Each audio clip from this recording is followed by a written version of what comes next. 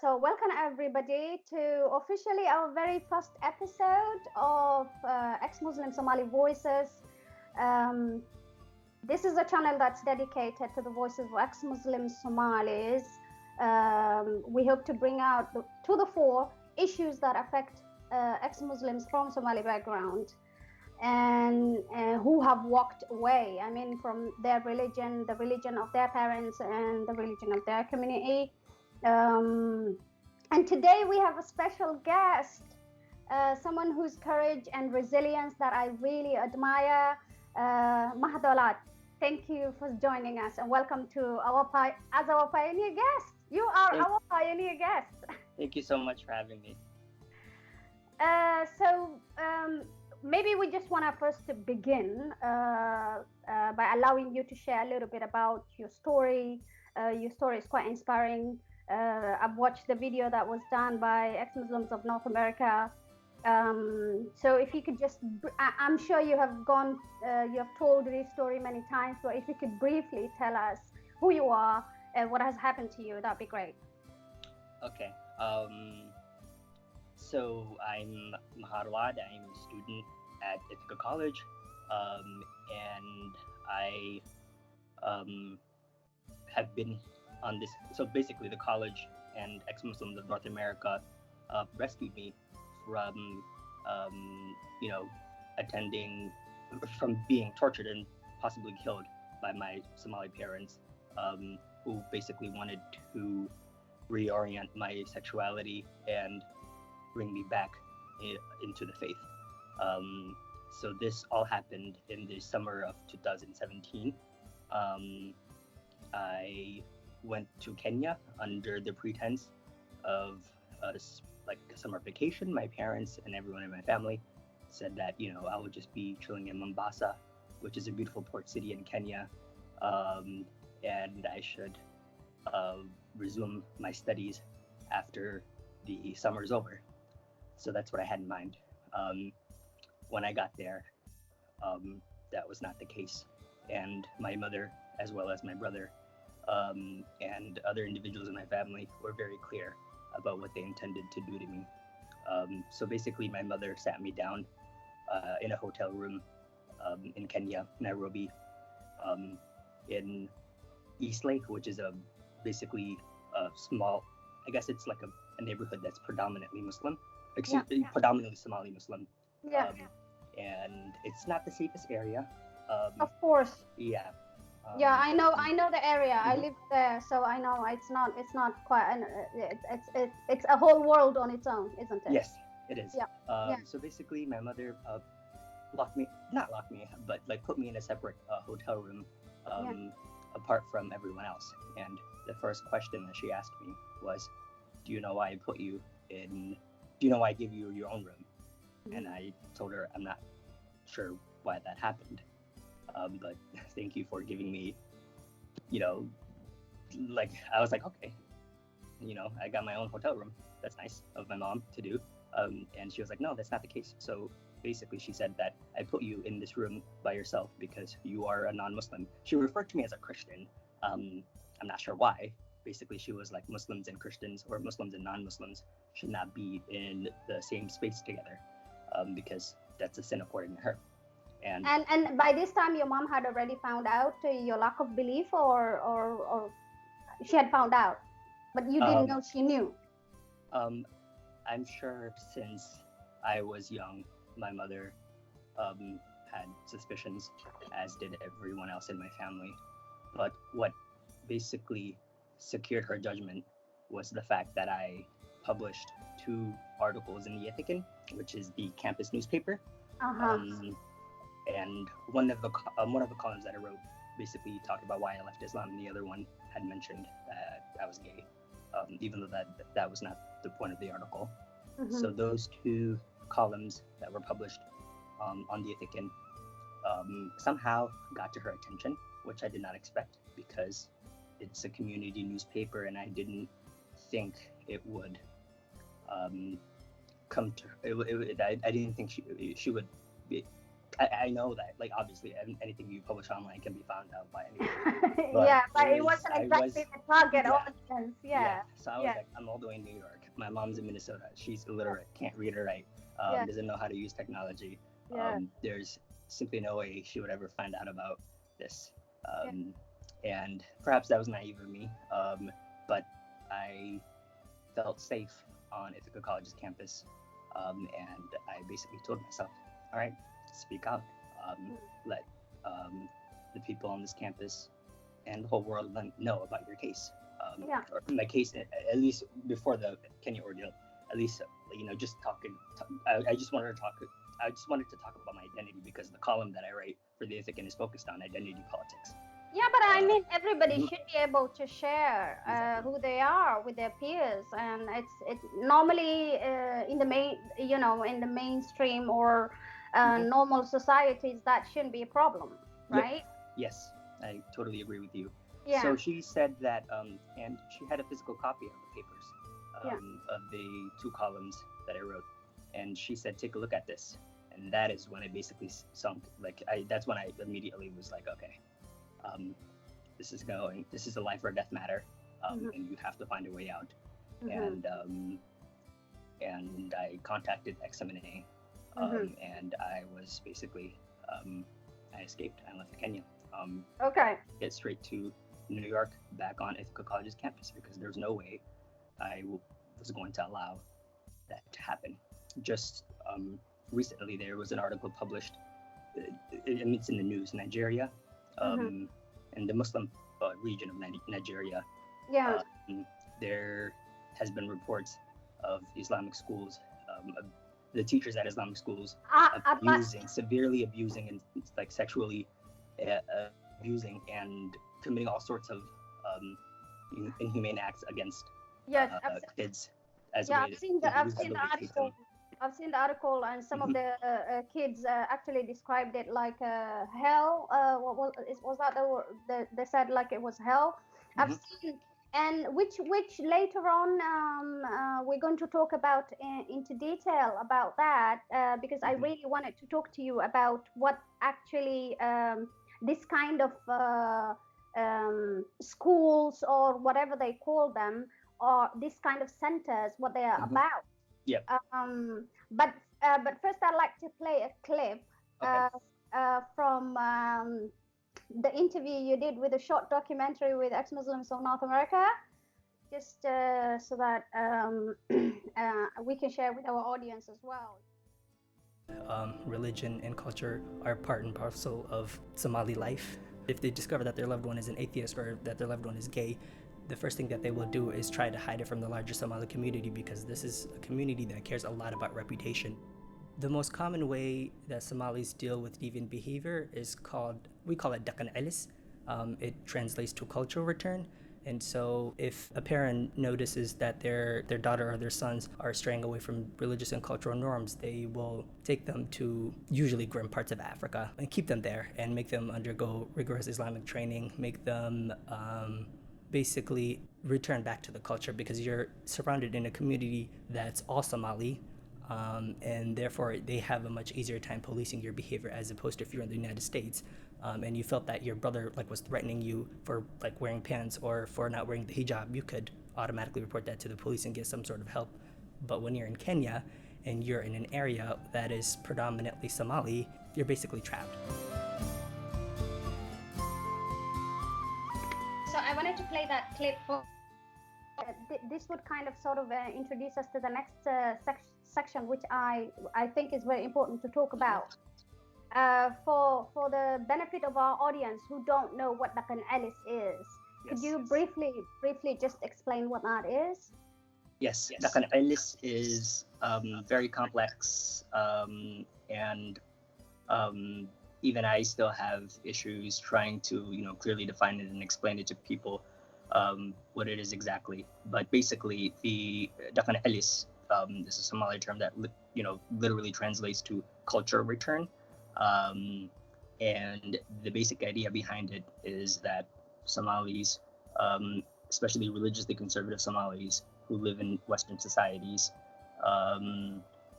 they believe that if they're sons and daughters are becoming too westernized or too Americanized. Too westernized. Yes, westernized, Mhm. modernized, secularized. That can't happen because they're losing their culture, they're losing their religious identity, and they're going to become Galo. Galo is a Somali term for non-Muslim, or Kufar is also an Arabic term for non-Muslim. So in order to prevent that, they need to be returned back to, their homeland. How common is this phenomenon among the Somali families in the diaspora? In America, it is common, and I actually experienced Daqanailis in Yeah, seventh grade. I did in seventh grade. After there was a specific comment that was made by my sister that frightened my mom and basically compelled her to take us back to Kenya. And the specific comment that the question that my sister asked was, "Who the hell is Allah?" My sister has autism, and she doesn't, she's not gonna understand these theological concepts. And out of genuine curiosity, she asked, "Who is Allah?" And I think at that time my sister might have been, I think 13 or 14 years old, and that comment. I'm sorry. Yeah, go on. Yeah, so that question that my older sister asked is what made my mom say, "Okay, I need to get these kids out of here. I'm going to take them to Kenya and basically, absorb them in their own culture and religion and community. I want them to learn the Somali language. I want them to learn more about their Islamic faith. I want them to learn more about their, cultural traditions, which, in my opinion, are fine. There's nothing wrong with that. And there's nothing necessarily wrong with, going back to your homeland to be a part of, to get a better grasp of your own identity." Yeah, but it's more like a ruse, isn't it? It's Exactly. more like a ruse to the kids are not being told, "Oh, you're going to be put in the center," and right? Yep. So if I'm remembering correctly, when I was in seventh grade, and I was a bad kid, I'll be honest. I was in middle school. I was acting up. I was getting grades. I was fighting students in class. Who hasn't? Yeah, and my mother was like, "Okay, you're taking the society for granted. You have the freedom and opportunity here in the U.S., Minnesota specifically, to be the best Muslim kid possible. Instead, you are getting involved in gangs and getting suspended from school, and you're also not caring about your academics, and that is a genuine cause for concern." And so I will agree with my mom in that respect, but obviously she did trick me into going to Kenya the first time in seventh grade under the pretense of summer vacation, and I was fine with it. So your first trip wasn't a bad experience or a traumatic experience. It was your second trip. It was, the first trip was a traumatic experience, and it was precisely in Kenya at that time that I began to question the religious that I began to question Islam. So basically, we lived in Garissa, which is like a nomadic area. That's where I am from. Yeah. So we were in Garissa for a while, and then we went to Nairobi. So I was there about maybe close to 2 years. And at that particular time, Kenya was going through there was some bunch of geopolitical conflicts going on. So Al-Shabaab was just bombing Kenya in response to African countries sending their troops to combat Al-Shabaab in Kenya. And so they were Al-Shabaab was just bombing Kenya every single day, and they were specifically targeting churches, and so that's where I never went near churches because that's what happened. And so it was in September, and Al-Shabaab targeted the Sunday school, and I was just a couple of feet away from where it had happened, and I heard the explosion go off, and I was obviously terrified. I didn't don't think I got physically harmed, but I was like emotionally Yeah, unstable. yeah. I mean, it is quite a And I traumatizing remember just like experience. running away and running back home and just crying and screaming and begging my mom to take us out of here. But the next night, if I remember correctly, and this was common too, so it's not like there were obviously speakers, Somali religious zealots, who basically used, like they went to the mosques and were like condoning and or like literally condoning Islam, and logically justified. Yeah. And that's hearing that as like a 14-year-old definitely made me internalize a bunch of stuff. And so that's when one day I remember waking up. Actually, I remember there was one guy who I was living with. He was a cousin of mine, and he was watching. We were watching the news, and the term secularism came up. And I remember asking him, like, and he just What is that? He was like, "What the heck?" Yeah. Yeah. I was 14 years old. I was like, I have no idea what secularism is. And so I asked him, and he just, went on a rant about how horrible secularism is and how this, idea is destroying religion, and this secular idea is specifically targeting Islam, and he feels threatened by secularism. So, right. So he knew something about secularism, and so he went on a rant to tell you how bad secularism is. Yeah. So we were watching Al Jazeera, and that term was mentioned by one of the anchors, and I turned around and asked him what the hell is secularism, and he just went berserk. And I was like, okay. I went upstairs. I had like a little phone and just Googled secularism, and I watched a video. And really just that particular instance, I just gave up on it. On religion in general, and I was like, wow, this is what I was looking for. Like literally, I was just snapped, and was like, okay, I'm not a Muslim anymore. And the next morning, I just stopped praying and going to the mosque and engaging in any religious Islamic duties. I didn't quite define myself as an atheist or an agnostic or a secularist, and I'm just about my own identity right now. But now that I look back on the spark started. For most people, for many people, the spark starts somewhere. They can almost pinpoint where the spark started. Exactly. So I'm going to quickly summarize. So the two sparks were one, like seeing a terror attack happen and escaping it. And the one being my crazy Al-Shabaab cousin. Mentioning the term secularism and me Googling it. And just saying to myself, okay, I like this concept, and I'm gonna go with it. Okay, so this was your first trip to Kenya, and this was not really the Alice, but this one was like now. But it was not bad.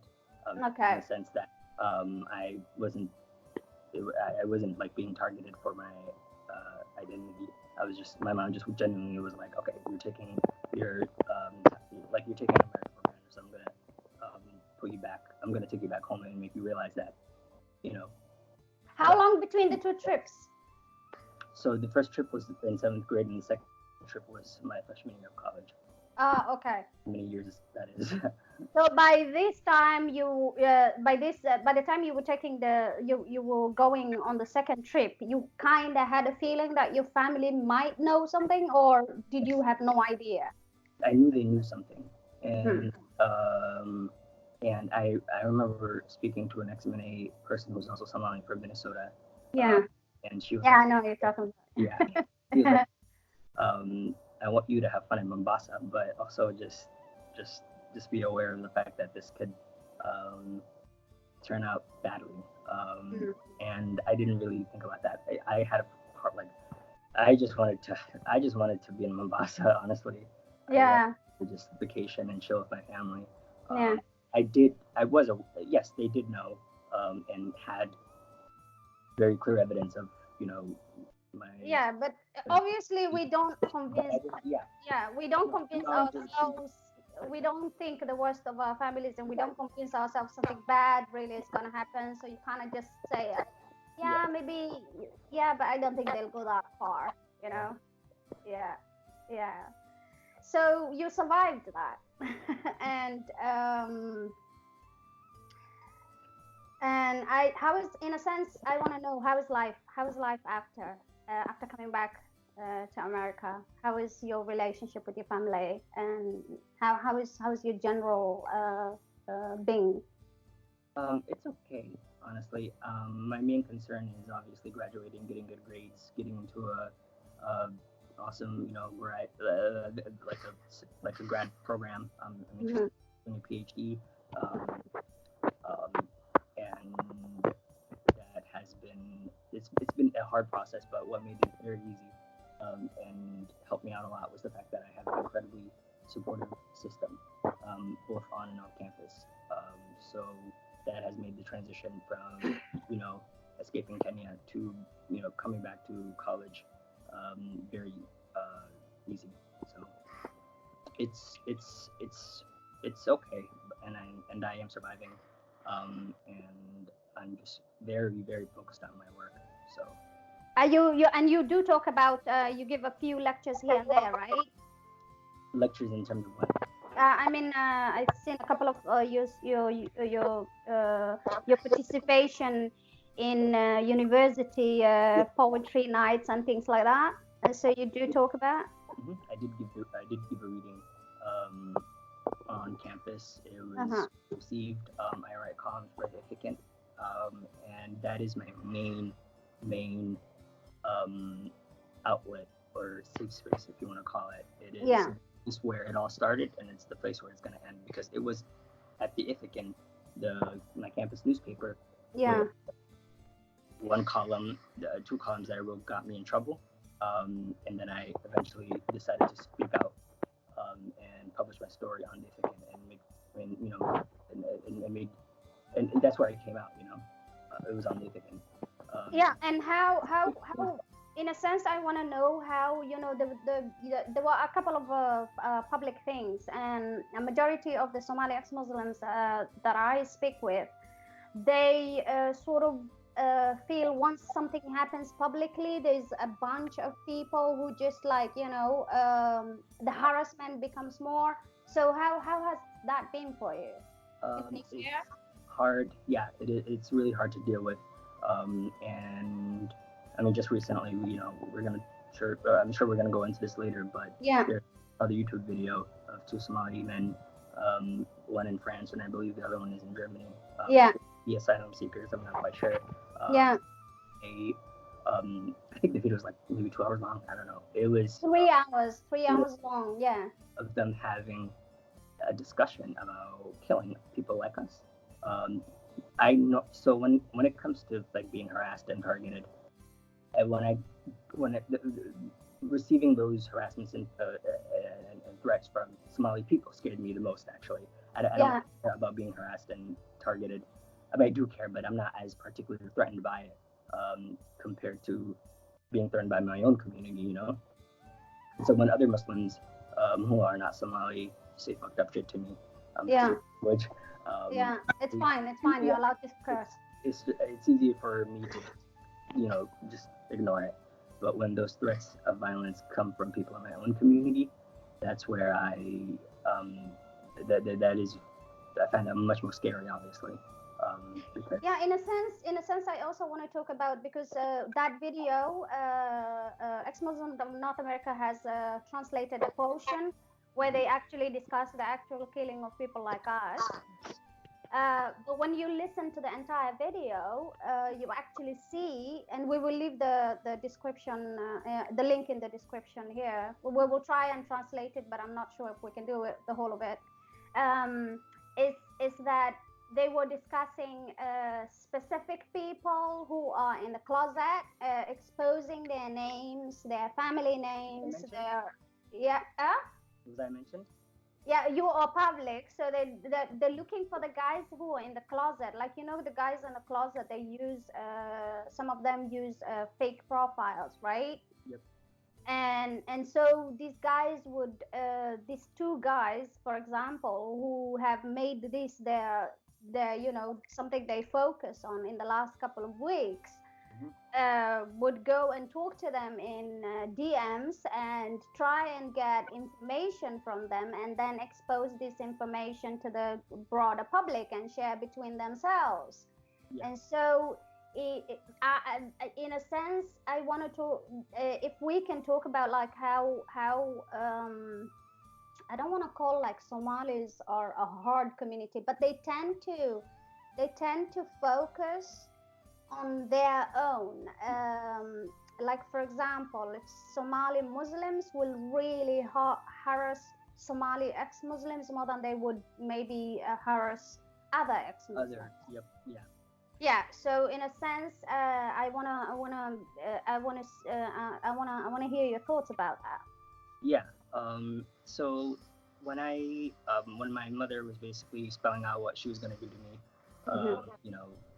maybe sending me to this rehabilitation camp, she said that what really compelled her to take me back to Kenya was the fact that people were mentioning or disparaging her and disparaging her character, disparaging the family's character, disparaging the lineage, disparaging the clan.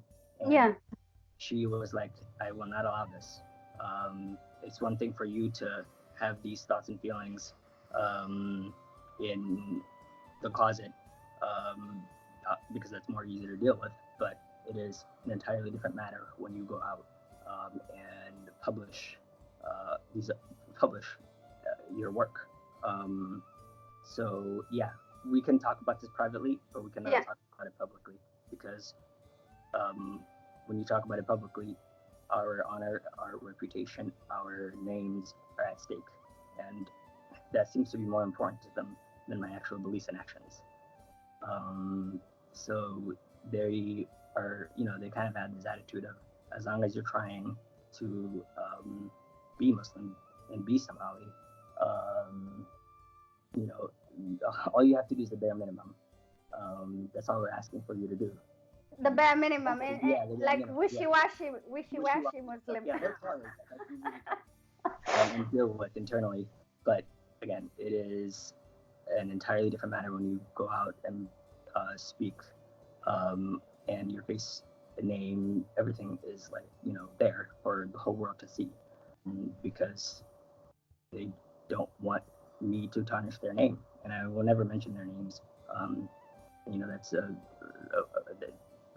I will respect that wish. Speaking out to security folks, I would definitely obviously mention the specific details about who and what is who is targeting and whatnot, and who I need to worry about and whatnot. Authorities? Yeah. You have. Mm-hmm. And this was prompt. I mean, you can just talk, you don't have to get into specifics, but you can talk about the general, what prompted and what kind of threats that prompted you to go to the authorities. Can you talk about that? There are individuals within my family who I'm genuinely concerned about, and as a cautionary measure, I do have the back. This is with any ex-Muslim. It doesn't matter who they are. You need security, and so yes, I have good security on campus, and that's something that I take very seriously, and something that I hope but at the same time I acknowledge the fact that security alone won't help me. Anything can happen any day. It just takes one individual. It takes one crazy person, like Zara K said that in Celebrating Dissent. It just takes one crazy person. Which is basically that it only takes one individual to just snap and end your entire existence. And I am coming to terms with that personally. And that's one area that I'm focusing on in terms of my own work, is making people aware of the fact that this is something that not just me, but any outspoken ex-Muslim has to contend with. On a daily basis. Yep. I try to not let it eat me alive, because I want to obviously live and have fun and enjoy my time on campus. But I want people to know that this is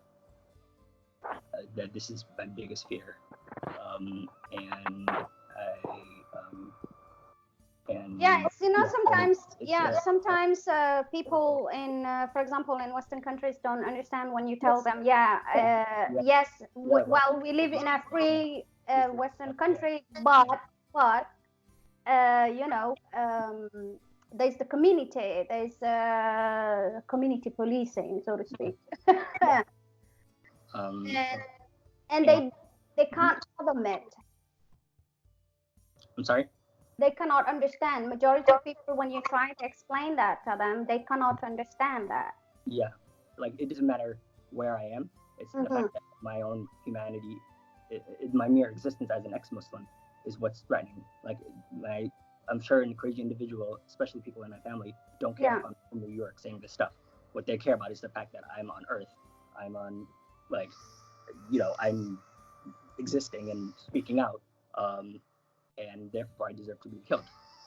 Yeah, there's also, I've had a couple of conversations with people where they actually say, oh, well, honor killing does not happen within Somalis. Exactly. Yeah. But yeah. all sorts of violences, especially and also the Raqan Elis and the immense pressure to keep it silent. Yeah. Because and I will tell you this, I'll be very honest. This podcast that we're starting, you have no idea how difficult it is to get people on. Yes. Yeah. So it, like, if in my head I was just dreaming it's gonna be, Yeah. I mean, there's some who are out and there's some who share their thoughts on social media, but it's extremely difficult to get people to come on a channel like this and say, I am Somali and I'm ex-Muslim. It's extremely difficult. Yes. And because of that, I feel at threat no matter where I am. It's not, obviously, like, some areas are much more dangerous than others. Like, of course, I felt in Somalia I would not be alive.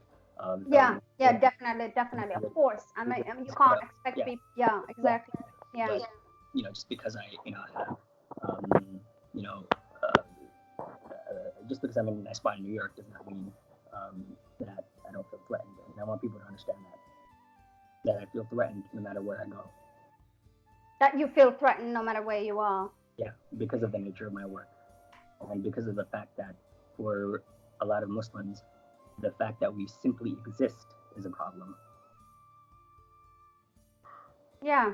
Yeah. It doesn't matter how I critique Islam. It doesn't really matter how, I mean, yes, that does matter. But it's just the simple fact that I have left Islam, and that's a problem. And, there are obviously Quranic texts. I want to get back to what makes it peculiar for Somali ex-Muslims. Yeah, I think, I don't know. I'm still trying to think about that. Yeah, because Mohammed, I was talking to Mohammed. Yeah, there's this renewed thing that we're also trying to research. Like we just talked about it, the video about those guys who were discussing how to kill ex-Muslims, right?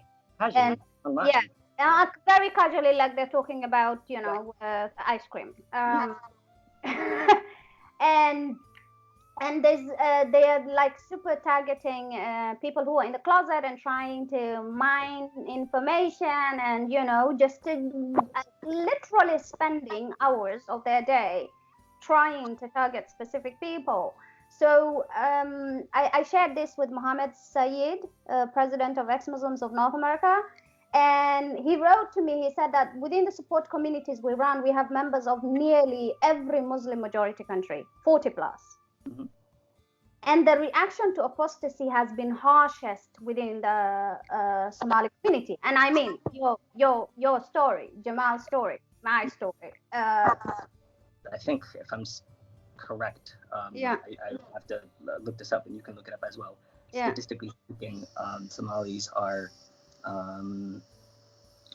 the poorest refugees, immigrants within America and other Western countries as well. And they have a lot of issues assimilating into, the list of assimilation. They have incredibly hard issues assimilating into Western society, and that might be a cause for why they react so violently towards ex-Muslims who do adopt, modern values and beliefs. And so it's it could also be because a majority Somali Muslims practice an extreme interpretation more than many other exactly. Muslims, so to speak. Yes. And it is. This is pointed out by every ex-Muslim who speaks out that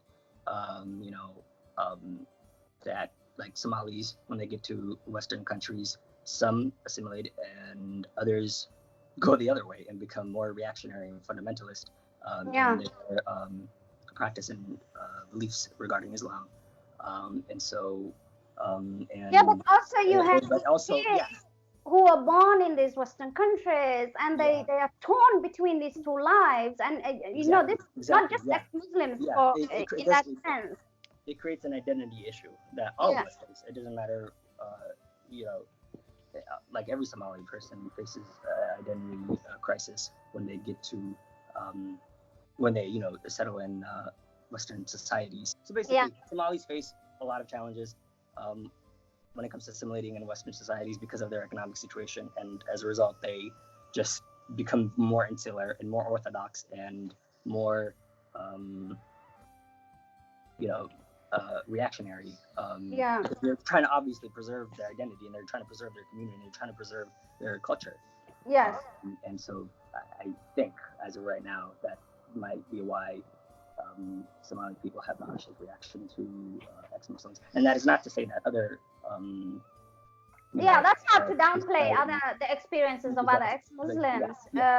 It's just that it's a very curious thing also among the ex-Muslim community. Exactly. What is happening to Somali ex-Muslims? First of all, it's very difficult to be public, but at the same time, it's also like there is a large number of Somali ex-Muslims who are just very closeted, and they keep on going deeper and deeper into the closet. Mm-hmm.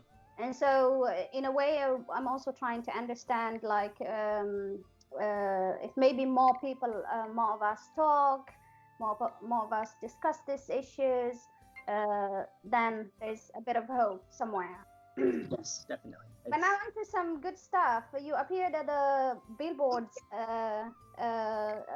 in all over America. Can you talk about that?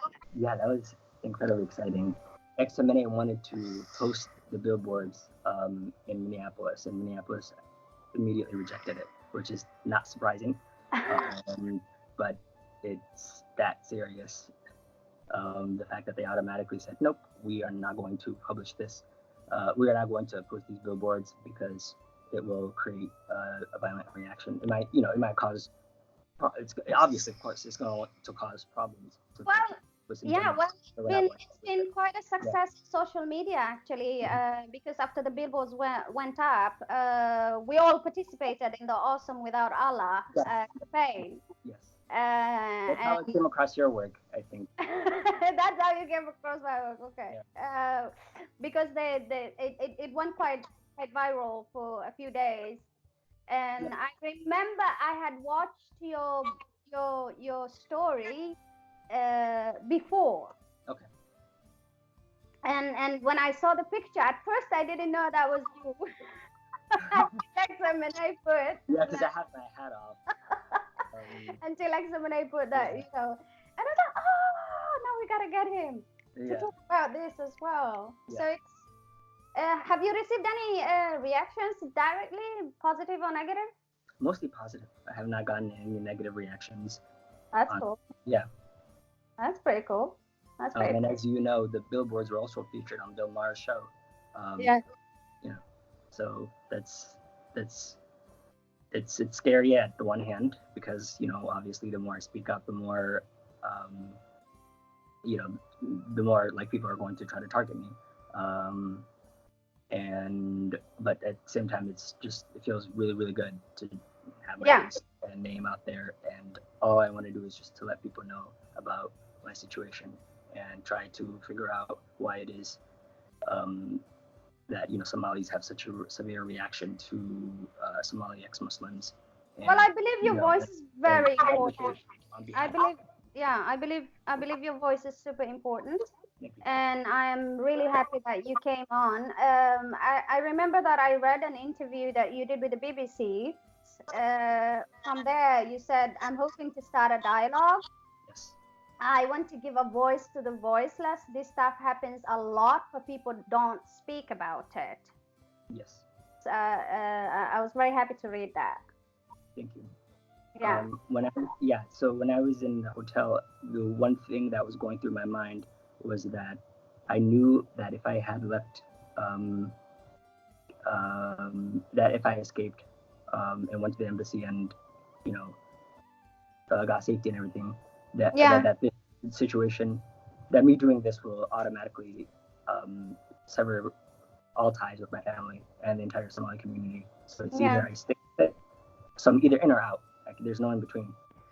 That's wonderful that you say that, because one of the biggest things I hear from ex-Muslims who are in the closet, ex-Muslim Somalis who are in the closet, is the family issue. You're either in or out. Like the moment you actually say, that's the end of you and family. Yep. There's no negotiation. There's no dialogue. There's no compromise. It's either you're in or you're out. And I was like, okay, if I'm going to come out, I might as well just go ahead and, speak about what happened. Yeah. I'm still trying to figure that out, how it is that, we ex-Muslims live in free societies. Excuse me, like ex-Muslims like us live in free societies that, protect religious freedom, that protect secular values, that protect freedom of thought, but simply criticizing Islam and criticizing the abusive practices Muslims do is like more challenging than targeting other, not targeting, I should say, but criticizing other religious and ethnic minorities. There's no, like, ex-Muslims are obviously. Christianity, when you criticize Christianity, like, for example, I just give a small ironical example. Like at Pride in London, there was a placard saying Jesus is queer. Mm-hmm. Nobody paid attention to that. But the one that said Allah is gay, that was top news, and that received a lot of criticism and backlash and all sorts of things. Yeah. And in fact, the interesting thing is, because I attended Pride in London, and the interesting thing is, when we saw the guy carrying the Jesus is queer sign, took a photo of the two signs together. Mm-hmm. And the thing that really came out later is there was a lot of articles written and so many people criticizing, and and it's exactly boils down to that whole thing, that the fact that when ex-Muslims criticize Islam, mm-hmm. they are not treated the same as when ex-Christians or other atheists from Christian background or whatever other background criticize their religion. It's not a playing, it's not the same level, is it? Absolutely. Yeah. One of the major criticisms of ex-Muslims is, okay, you've left the religion, why do you keep harping about it? Just leave Islam alone, leave Muslims alone. If you don't want to be a part of us, if you don't want to be a part of our community, why do you keep talking about Islam and Muslims? And why do you even use the term ex-Muslim? There seems to be some sort of attachment to your community, and there is. I acknowledge that fact. Yeah, I normally have a direct answer for those, and I say we will stop talking about it the moment it is no longer necessary to talk about it. Exactly. The moment it will be just another UK thing. Nobody gives a hoot, Yeah. So that's why we're talking about it. It's obviously an impossible task, and it's going to take some time for ex-Muslims to be able to just say, hey, or for someone in a for a Muslim kid to go up to his parents and say, I don't want to believe in this religion, I want to do something else, and for that parent to be like, okay, you do you.